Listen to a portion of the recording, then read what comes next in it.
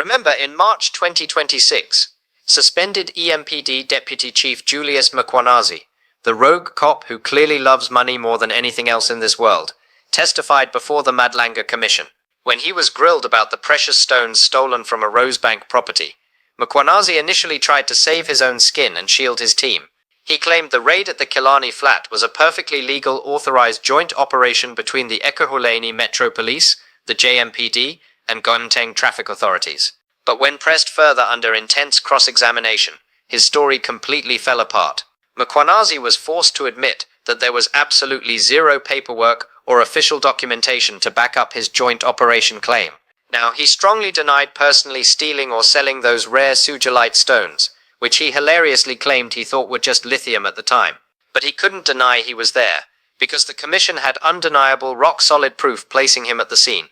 Fast forward to today, one of his baby mamas appeared before the Madlanga Commission and completely nailed him to the wall. In an explosive testimony, she exposed their secret romantic relationship and detailed exactly how MKHWANAZI lured her into the scheme to steal the stones.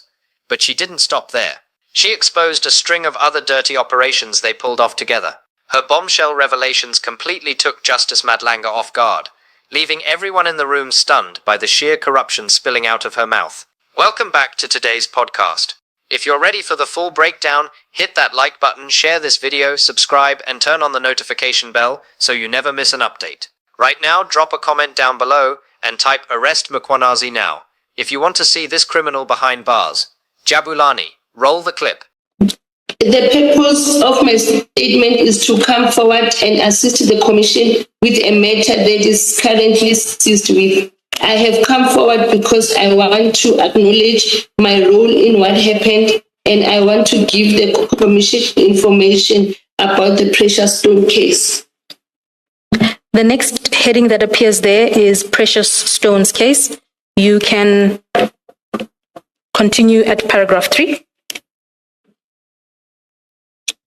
Sometime in 2022, I met Mr. Julius MKHWANAZI. I had bumped into him on several occasions outside of the workplace. Mr. MKHWANAZI and I began dating later that year. Please continue to paragraph 4. During 2023, while Mr. MKHWANAZI was the director at the Killarney Metropolitan Police Department, he was suspended for reasons unknown to me at that time. From there on out, Mr. MKHWANAZI would regularly ask me to borrow him some money. His requests for financial assistance were very frequent, and despite promising to do so, he did not pay me back. As his girlfriend, I made plans to assist him with groceries, paying for his legal fees and his disciplinary case at work, and help him to pay school fees for his children. However, things got to a point where I was no longer able to assist him financially. I explained to him that I have children at home and my own responsibilities at home that I needed to take care of. Witness K, when you say in paragraph 4 that Mr. MKHWANAZI began asking you to borrow money, do you recall how soon after you started a relationship with him did the requests for financial assistance start? Was it immediately? A few weeks later? How long? I think 2 months after the communication. All right. Yeah, I think 2 months after. Witness K, you can continue to paragraph 5, please.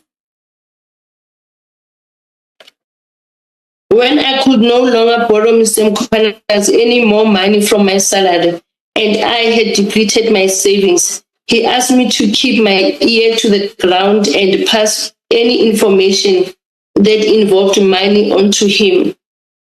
I then remembered information that I had previously received from an informant about illegal stones in possession of someone at a block of flats in Killarney. I had received this information 6 months before this discussion with Mr. MKHWANAZI. I had not acted on the information and had kept it to myself, as I was no longer working in the operations and could no longer use it. Witness K, when you say in paragraph 5 that Mr. Mkhwanazi asked you to keep your ear to the ground and pass any information that involved money unto him, what did you understand that to mean? What did you understand him to be asking you? He wanted me for any information that might come up that he can work on it. Can I pass it to him? What do you mean by work on it? Any information that he can work on it. What does working on the information, how does that tie to involving money?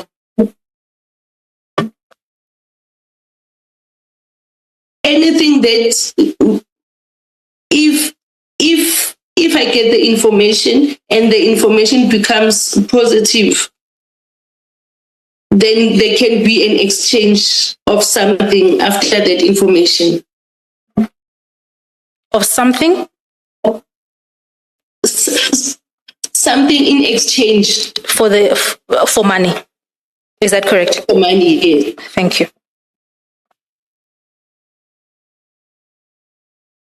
Witness K, you're now at paragraph 6.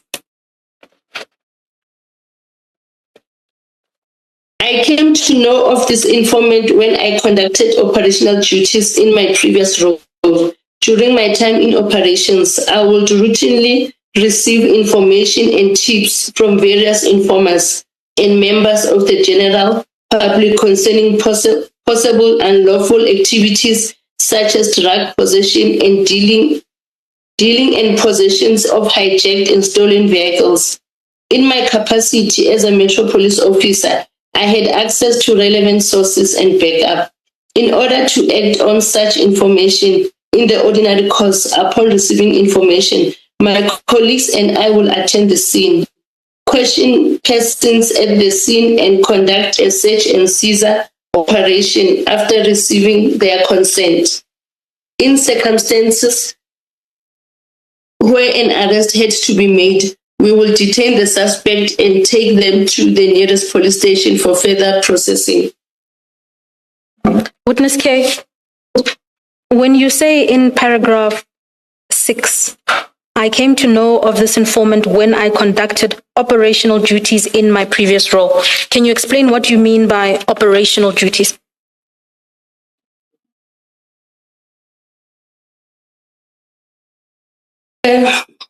Sorry.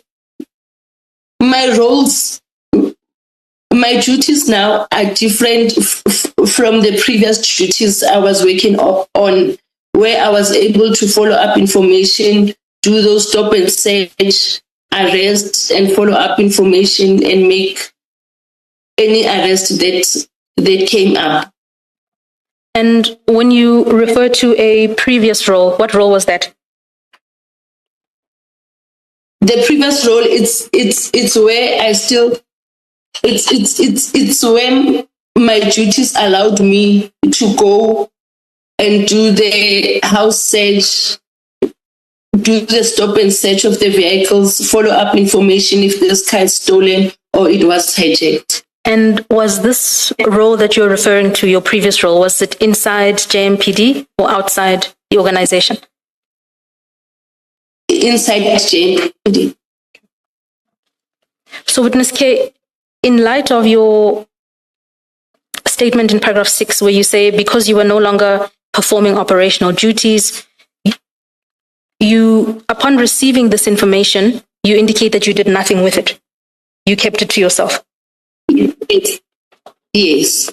So you, despite leaving an operational role, you didn't pass the information on to any of your colleagues who are still in operations? No, I didn't share it with anyone. So you didn't share it with a superior in operations either? No, I didn't. Please proceed to paragraph 7. Just before that, we have noticed that the chats that you will be dealing with later have a picture of someone, whoever that may be, whether it's the witness or a child or whoever, is it not possible to, I don't want to say crop it out, because I understand cropping to relate to the outer edges, but do something similar to cropping so as to get rid of the picture? Chair, if I may allay your concern, that has been done. When we get to the chats, you will see that our attorneys have redacted the features in the background. All right. All that remains is the text itself. All right. Thank you very much. Thank you, Chair. Thank you. Witness K, you were at paragraph 7 on page 3 of your statement. Yes. You may read paragraph 7, please. I then told Mr. Muinazi about the informer and mentioned that the informer needed someone to get the stones for him from the owner. Mr. Muinazi asked me to get in touch with the informer, and he will assemble a team together to follow the information received. So, when the informer told you that he wanted someone to get the stones for him from the owner, what did you understand get the stones to mean? How did the informer expect a person to get those stones? To be honest, I will say to get somebody who will steal those stones for him. And so the reference to the owner at paragraph 7, when you say to get the stones from the owner, you mean the owner of the precious stones? Yes. Is it even accurate to refer to such a person as an informer? If it's basically someone who wanted the assistance of the Metropolis and whoever else to assist in laying their hands on the stones, is it even accurate to call that person an informer?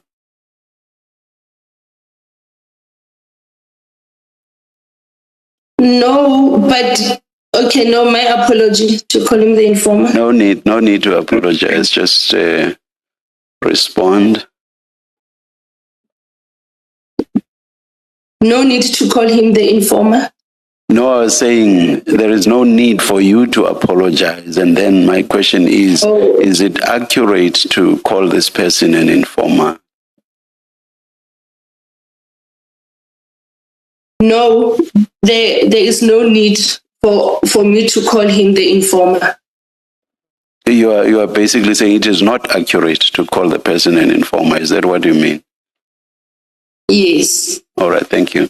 Yes, Ms. Mbuyiseli. Thank you, Chairperson. Witness K, you've just answered to say that the individual you refer to in paragraph 7, what he wanted to do is to get somebody to steal the stones. Is that correct? Yes. My question to you is, was that the first time he had made such a request to you? So this particular individual, was this the first time they'd asked something like this of you?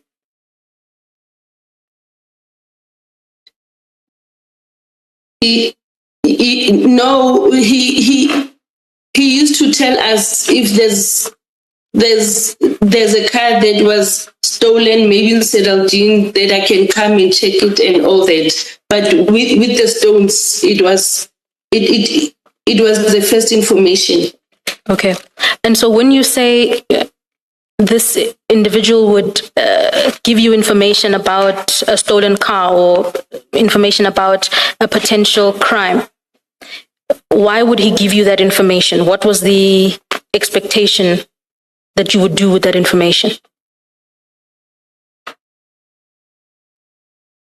He will give the information, then we will go to that house with the information. When we get to that house, if that information is positive, then we do the necessary.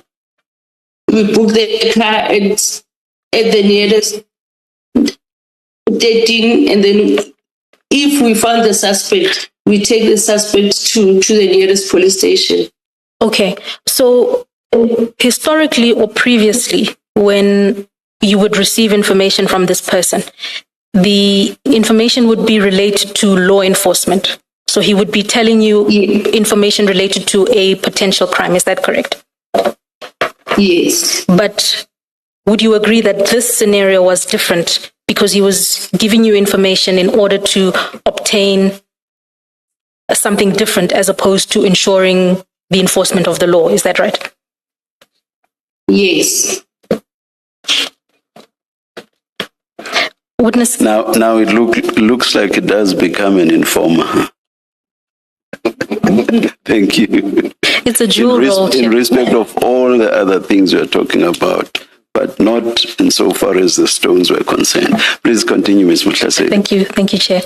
Witness K, you are now at paragraph 8.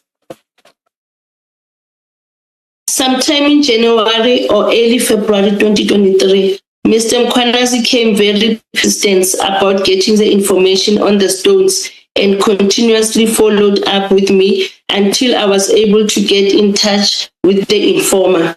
I was ultimately able to get hold of the informer. I contacted him on one of his contact numbers.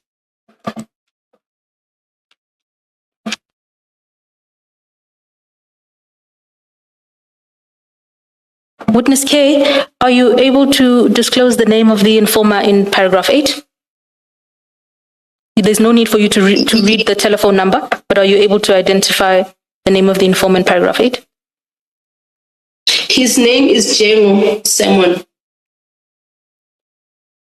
Thank you, Witness K. You are now on paragraph 9.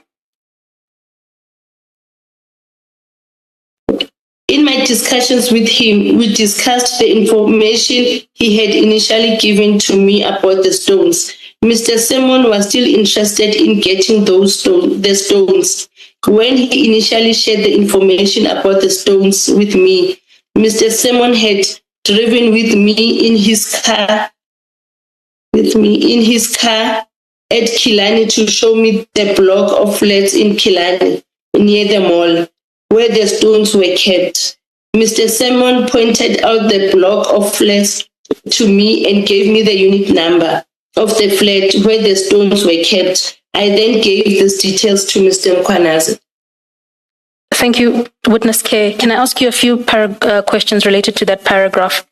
In the first sentence of paragraph 9, you say there, in my discussions with him. That him, is it a reference to Mr. Django or is that a reference to Mr. Muinazi? Mr. Django. Thank you. You then say later on, the next sentence, you say that he was still interested in getting the stones. So am I correct that after you had relayed the information to Mr. Muinazi, you made contact then with Mr. Django? Is that right? Yes. And when you spoke, please continue. I'm saying that's how it happened. After I spoke to Muinazi, I had to call Django.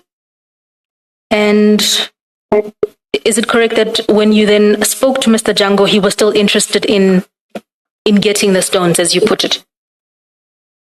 Yes, he was still interested. Right. You then say in the next sentence that you drove with him in his car. You knew and understood that he would use it not for lawful law enforcement purposes. You understood that? Yes, I did, Commissioner. Okay, thank you. Commissioner Baloy's question really amounts to this. You knew that they were going to rob the owner of these precious stones, not to hand them over to the police, but to hand them over to your so-called informer. So they were basically robbing the owner to give them to the informer. Is that correct? Yes, Commissioner. And because they were in possession of the informer, they were not really going to steal them. They were going to forcefully remove them from their owner, which is a robbery to me. Is that a fair summary of what was going to happen, or what you understood was going to happen? Can you repeat your... Witness K, they were going to take them by force from their owner. Yes. Yes, thank you. Thank you, Commissioner. Witness K, you are now at paragraph 10 on page 3. Okay. Each of us had our roles to play. I had to organize the officer, Norman Mackenzie, who were dressed in uniform.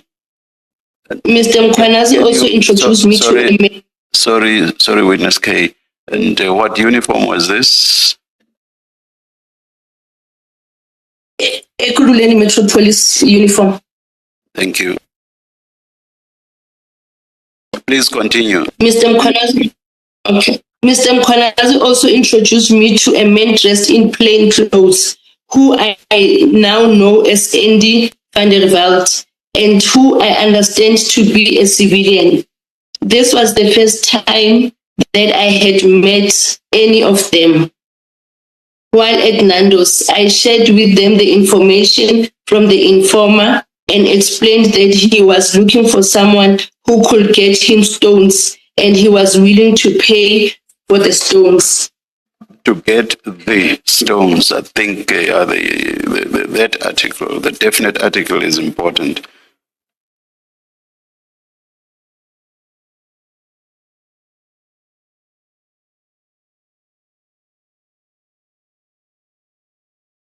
Okay, still on paragraph 11. You indicate there that you met Mr. Muinazi at the Nando's at that address.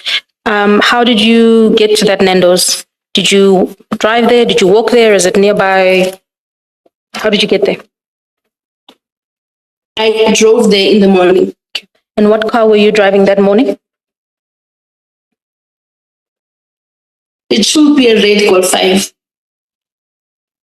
Your recollection is that it was a red Golf 5? Yes. Okay. How did Mr. Muinazi get to that Nando's to meet you? Was he also was driving a white... Yes, he was also driving. And yes, you were proceeding to tell us what he was driving? He was driving a white RAV4 Toyota. Okay. Are you aware of how the others arrived at Nando's? Did Officer Stolz drive as well, to your knowledge? Yes, I think it was 2 VW. I don't know if it's Golf 7 or what Golf, yeah. And what color are they? But it's EMPD. Sorry, what did you say? I'm saying it's EMPD cars. And you indicated that they arrived in Golfs. Is that right? What did I? Yeah, yes. What kind? Do you recall the model or not? I can't tell if it was a Golf 7 or what, but it's a VW. Okay. Now, you indicate in paragraph 11 that at the meeting at Nando's was yourself, Mr. Muinazi, as well as Officers Stolz, Mackenzie, and Mr. van der Veld.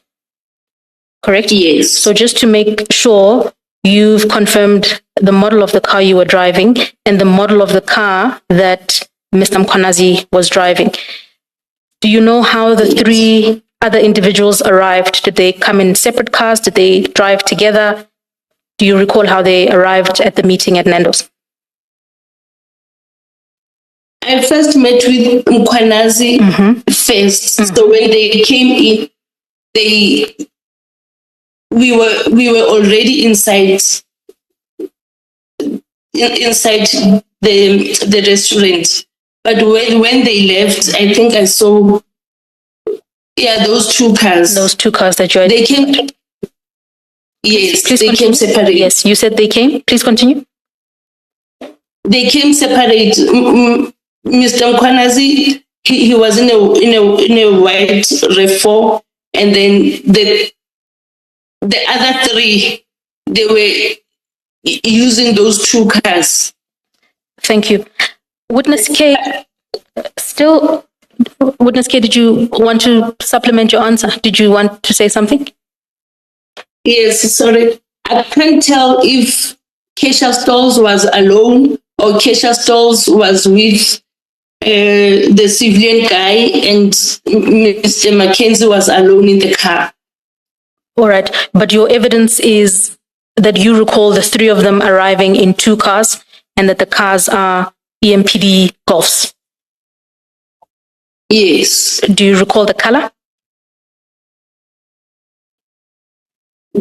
Sorry. It was white. One of them or both of them was white?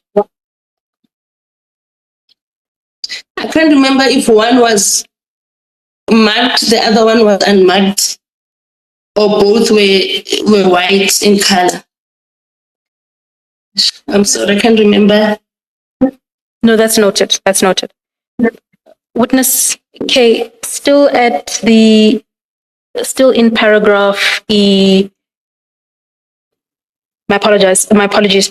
Still in paragraph 11, you indicate in the second last sentence there, in fact, it's the last sentence, you say, while at Nando's, I shared with them the information from the informer and explained that he was looking for someone who could get him the stones and he was willing to pay for the stones. Do you see that? Yes, I do. So what is the information that you shared at that meeting at Nando's to everyone who was gathered there? What is the information that you shared from the informer? Okay, I told them that the informer knows somebody who resides at Killarney, flat number. Then I gave them the unit number and I gave them the directions. And then that person is in possession of the stones. Once they get the stones, this informer is willing to pay. And you've earlier indicated that the point of the plan, the plan was to essentially steal those stones from the owner. Is that right?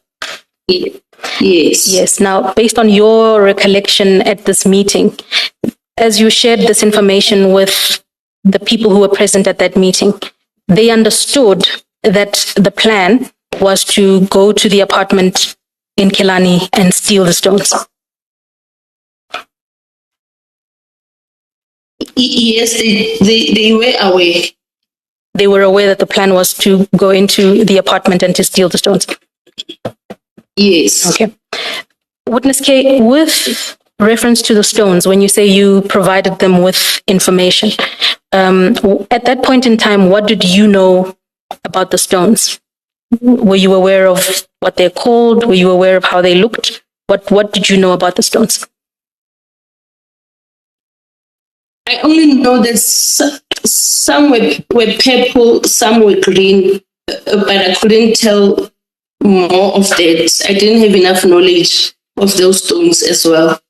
At that time, when you were sharing this information at the meeting at Nando's, did you know the name of those stones? What did you refer to them as when you were sharing this information? The informer was calling them Sugilite stones. Something like that, Sugilite.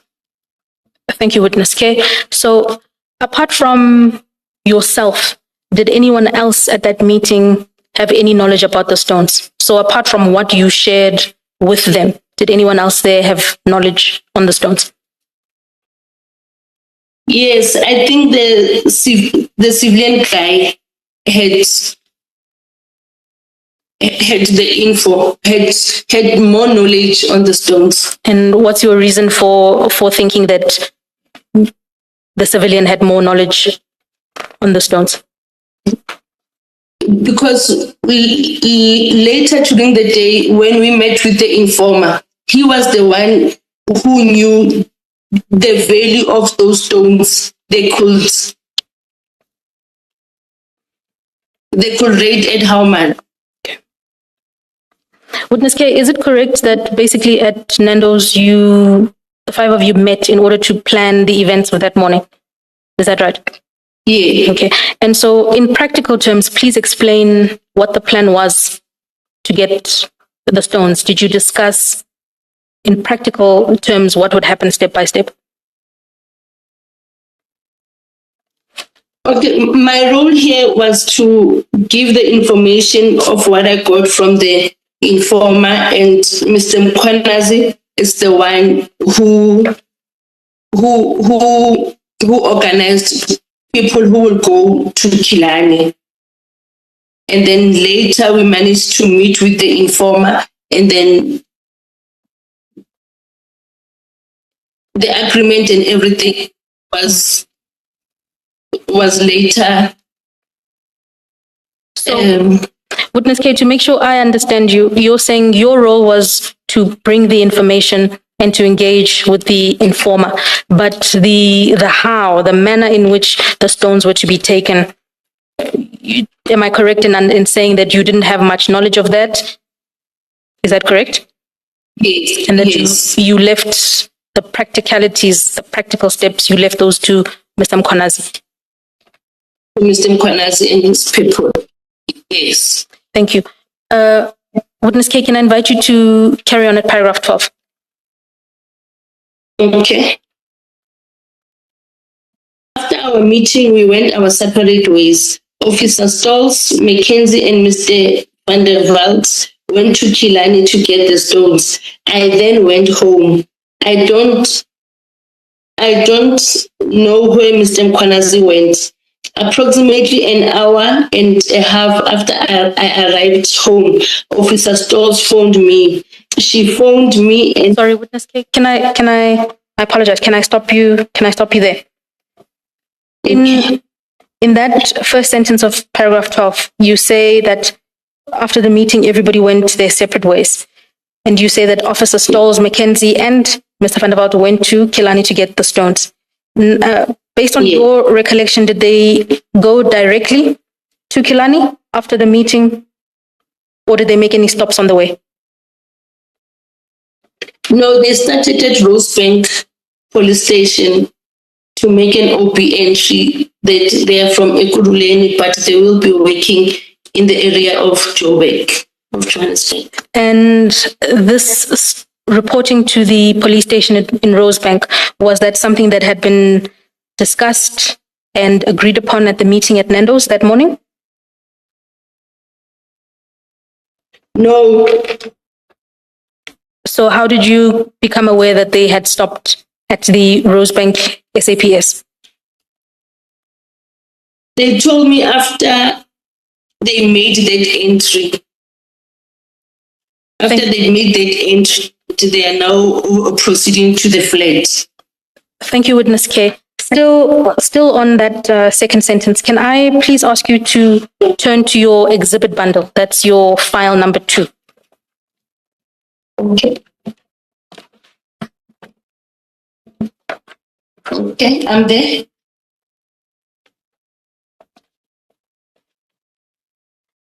Could you please turn to CJC 308? It starts on page 1. CJC 308. You just turn the page, it starts on page 1. Oh, okay, I'm there. That front cover there, you see there's a document with an SAPS emblem in color. Do you see that? Yes, I do. Do you see that? And at the top of the page, it is labeled Forensic Science Laboratory. It has a laboratory number. Do you see that? Yes, I do. There's a reference number beneath the emblem, and towards the bottom half of the page there, do you see the words Hillbrow with a CAS number? Yes, I do, Commissioner. Do you recognize that CAS number? Yes, I do. I see it here. Do you see it? Do you recognize it? Have you come across it before? No. No. All right. I can confirm for you that evidence has been led that that's the CAS number for the precious stones case. Oh, okay.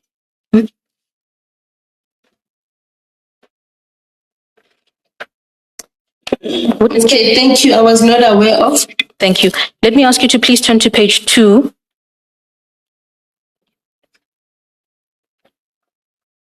Okay, I'm there.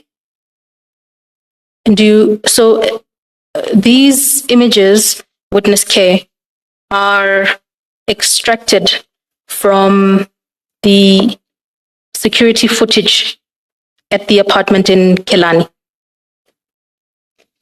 So the front page that I showed you, Okay. yes, the front page that I showed you shows that this is a report that was prepared by the forensic science lab, and these are the images that are contained in that lab. Do you see them? Okay, I see them. Do you recall I earlier asked you if you saw a picture of the apartment in Killarney, would you be able to recognize it? Yes. Do you see that building there on page 2? Yes, I do see it. Do you recognize it, or is it unfamiliar to you? Have you seen it before? Before these photos, have you seen it, or is it unfamiliar to you? No, I have seen it before. Where have you seen it? Yes. Where have you seen it? By the time the informer took me there. So this is... See. My apologies. Please continue. Please continue. When the informer gave me the information, he managed to show me the flat here in Killarney. So that's the only time I saw it. And the flat that he showed you is the building in the image you're seeing there? Yes. Do you see in the bottom right corner, if you're on page 2, that first image, the